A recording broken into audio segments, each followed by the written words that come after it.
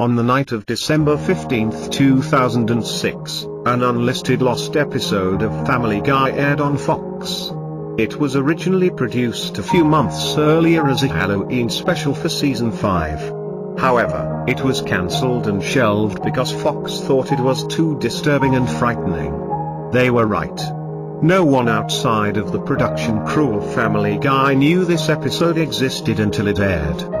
The reason for why it randomly aired unannounced is unknown. It was rumored to have been a complete accident. The episode was entirely in black and white, had terrible quality, extremely bad audio, and the animation was done horribly. When it came on, the Family Guy theme song didn't appear, instead just a black screen and awkward silence. Then after about 30 seconds a random beeping noise started, and soon a message appeared that said September 8, 2006. Family Guy Episode X, The Black Dawn. The first shot showed the Griffin's kitchen. Lois had finished making breakfast and she told Peter to call the kids. Chris and Stewie came downstairs.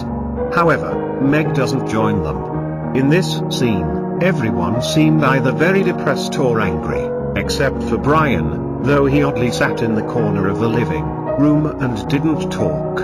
When Peter went upstairs to get Meg, he saw her naked, cutting herself and drinking her own blood. He called her name, and she started running towards him and slit his throat. Pretty soon, Peter died and Meg shoves him into her closet. The family heard Peter fall to the floor and rushed to see what happened. They see Meg covered in bloody razor blade cuts. Lois asked what happened to her and then Peter fell out of the closet because Meg didn't do a good job putting him in there.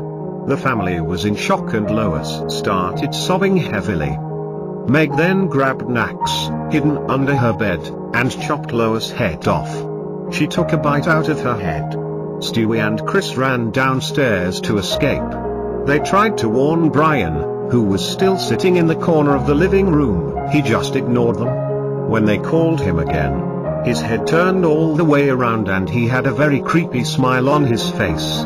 He looked possessed. He then tried to attack them. Brian chased them into the kitchen, where Stewie grabs a knife and stabs him in the heart. Chris appeared to be upset about what Stewie did, but he told him he had no choice and quickly forgave him.